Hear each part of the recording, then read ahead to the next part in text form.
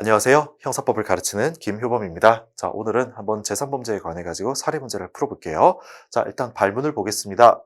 갑이 급하게 돈 필요해서 시가 7억 원 아파트를 6억 원에 매도하기로 하고 중도금까지 받았네요. 근데 뒤에 병한테 그걸 매도를 해버렸습니다. 그럼 일단 여러분들이 이 발문에서 아셔야 되는 건 뭡니까? 부동산 이중매매라는 거예요. 부동산 이중매매.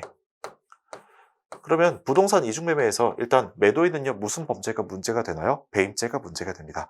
그래서 그 배임죄의 실행의 착수시기나 기수시기, 그 다음에 타인의 사무처리자가 언제 되는지 그런 것들 여러분들이 정확하게 알아두셔야 될 것 같아요. 기왕 말씀 나온 김에 좀 말씀드리자면 부동산 이중매매에서 저 매도인은 언제 타인의 사무처리자가 됩니까? 제1 매수인으로부터 중도금 받은 때. 그 다음에 배임죄의 실행 착수시기는 언제가 돼요? 제2 매수인으로부터 중도금 받은 때. 그러니까 중도금, 그게 이제 기준이 되는 것입니다. 근데 여기 보니까 중도금까지 받았네. 그러니까 일단 저 갑은요, 지금 타인의 사무처리자가 된 상황이에요. 거기다가 병한테 지금 매도를 해버렸습니다. 소유권 이전 등기 넘겨버렸죠? 그럼 이때 배임죄의 기수시기는 언제가 된다? 소유권 이전 등기를 넘겨줘 버릴 때. 근데 여기 1번 보니까 소유권 이전 등기 맞춰줄 때 그럼 바로 배임죄 기수에 이르는데 기수에 이르지 않는다고 나와 있으니까 얘는 틀렸네요. 알겠죠? 벌써 이거부터 그냥 일단 잡고 넘어가실 수 있으면 좋겠습니다. 자, 그런데 2번 선지, 요게 가장 중요해요. 이게 지금 재산범죄의 이득액을 계산하는 문제인데, 자, 뒤에 한번 가보겠습니다.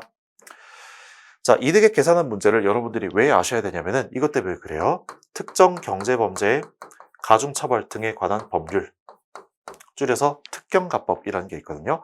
자, 형법에 의해서 배임죄로 처벌될 수도 있겠지만 특경가법에 의해서 배임죄로 처벌될 수도 있습니다. 근데 특경가법에 따라 가지고 배임죄로 가중처벌이 되려면은 그 구성 요건이 하나 더 필요해요. 뭐가 필요할까? 5억 원 이상이라는 5억 원 이상이라는 요 추가적인 요건이 더 필요합니다. 이해하셨죠? 그래서 형법에 있는 뭐 사기죄, 공갈죄, 횡령죄, 배임죄는 걔들은 사기를 쳐가지고 공갈을 해가지고 횡령을 해서 배임을 해가지고 재물이나 재산상이익을 먹었다. 딱 거기까지만 증명을 하면 돼요. 근데 얼만큼 먹었는지 거기까지는 증명할 필요가 없습니다. 검사가. 알겠죠? 형법은 그래서 그냥 재물이나 재산상이익을 먹었다고만 증명을 하면 돼요. 액수까지 필요 없습니다. 하지만 특경가법이 적용되기 위해서 반드시 얼만큼 먹었는지 액수까지 증명을 해야 돼요.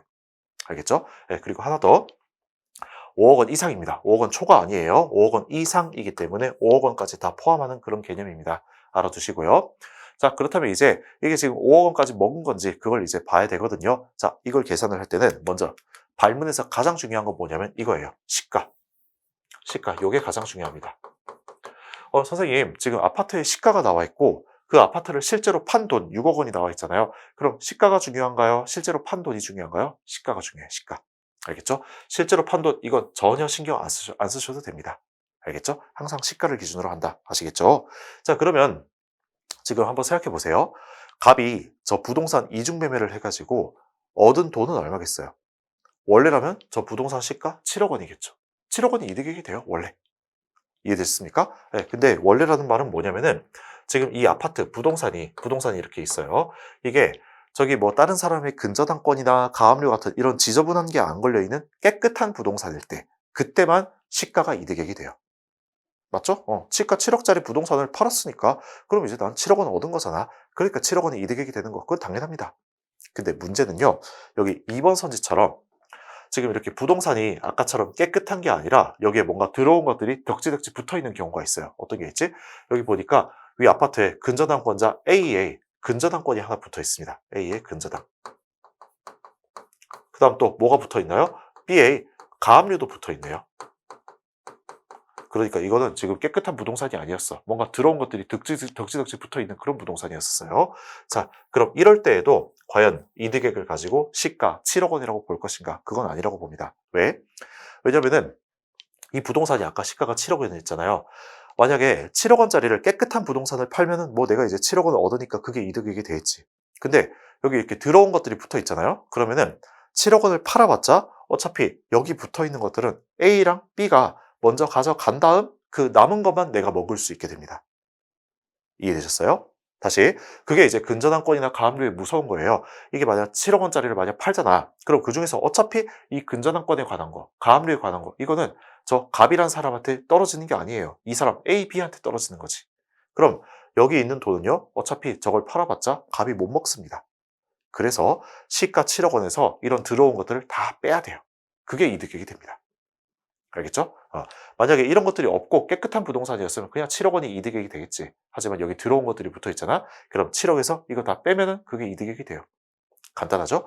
그럼 대체 뭘 빼야 되는지 볼게요. 자, 근저당권 설정된 게 있고 여기 지금 피담보 채무액 1억 5천이라고 되어 있습니다. 오케이, 1억 5천. 이거 빼면 돼요. 또 가압류 뭐라고 해? 피보증 채권액 3천이라고 되어 있습니다. 그러면은 7억에서 1억 5천이랑 1억 5천이랑 3천을 빼면 돼요. 총 얼마? 1억 8천을 빼면 되니까 5억 2천이 되겠네요. 이득액은. 이해하셨습니까? 그럼 5억 원 넘어 안 넘어? 넘었잖아. 이 5억 원 이상이잖아. 그렇기 때문에 특경가법이 적용이 됩니다. 알겠죠? 그래서 2번이 틀린 거예요. 자, 다시 이득액 계산 간단하게 생각합시다.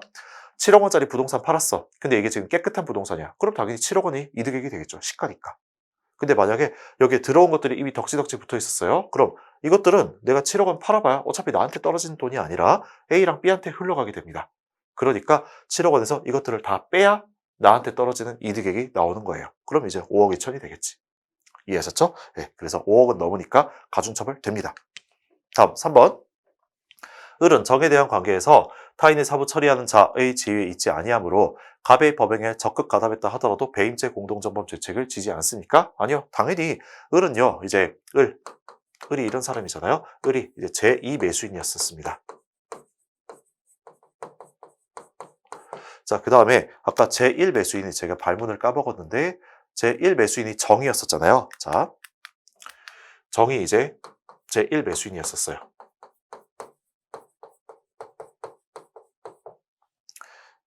잠시만요. 자, 지금 여기 보니까 을이 어쨌든 여기에서 계속 병한테 매도를 하라라고 제안을 했대. 그러니까 지금 적극 가담을 한 거네요. 아, 그래서 여기 보니까 좀 고쳐볼게요. 제2 매수인은 어쨌든 병이었습니다. 그 다음에 을이 여기에 대해서 막 계속 교사를 한 거예요. 교사. 적극적으로 야, 너 배임행위해, 배임행위해 하면서 교사를 한 겁니다. 그러면은 지금 배임죄 같은 경우는 여러분 이거 신분범이에요? 아니에요? 신분범이에요. 신분범. 왜? 타인의 사무처리자만 범할 수 있기 때문에 신분범입니다. 그러면 을은 타인의 사무처리자 지위에 있지 않는 거 맞아요. 일단 비신분자입니다. 됐죠? 갑은요? 신분자예요.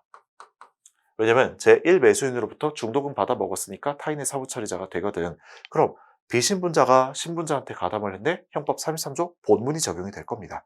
그러니까 적극 가담을 했으면은 배임죄 공동정범의 죄책을 지겠죠.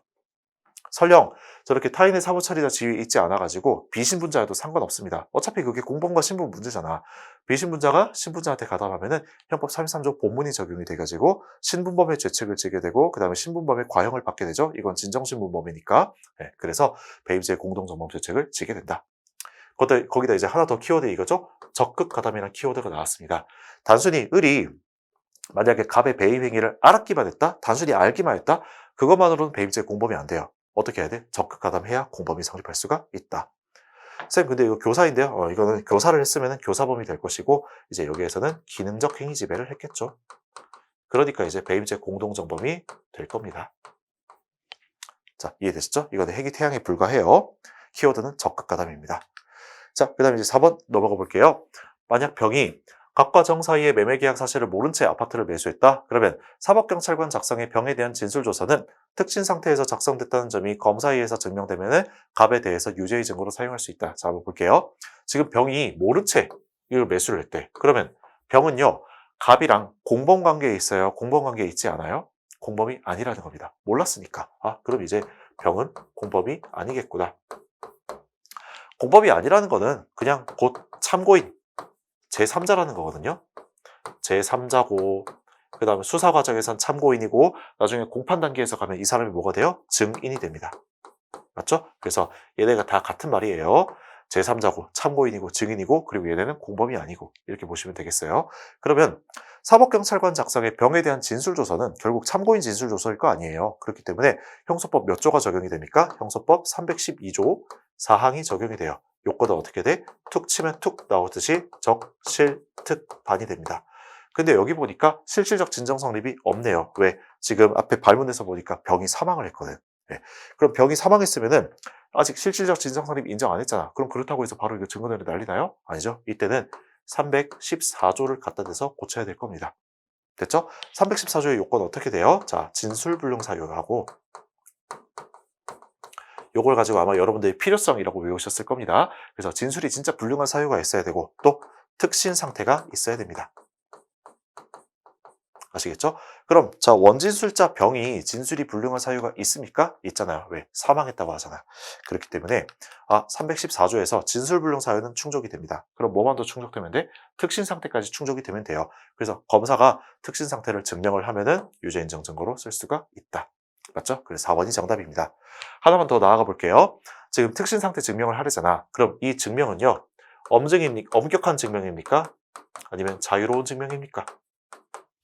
자유로운 증명이겠죠. 왜? 자유로운 증명 대상 뭐가 있어? 소, 양탄, 심추회 이렇게 있잖아. 그 중에서 이제 소송법적 사실, 특신 상태는 소송법적 사실이기 때문에 자유로운 증명이라는 거. 그것까지 알아두시면 좋겠습니다. 자, 결국 정답은 4번이었어요. 갑자기 이제 전문법칙 문제가 나와서 좀 놀라셨을 수도 있습니다. 자, 그런데 전문법칙에서 이게 지금 참고인이라는 거, 그 다음에 사망했으니까 진술불능 사유랑 특신 상태가 인정되어야 증거 능력이 있다는 거, 그것까지 아시면 여러분들이 쉽게 푸실 수 있었을 거예요. 오늘 1일제는 여기서 마치겠습니다. 감사합니다.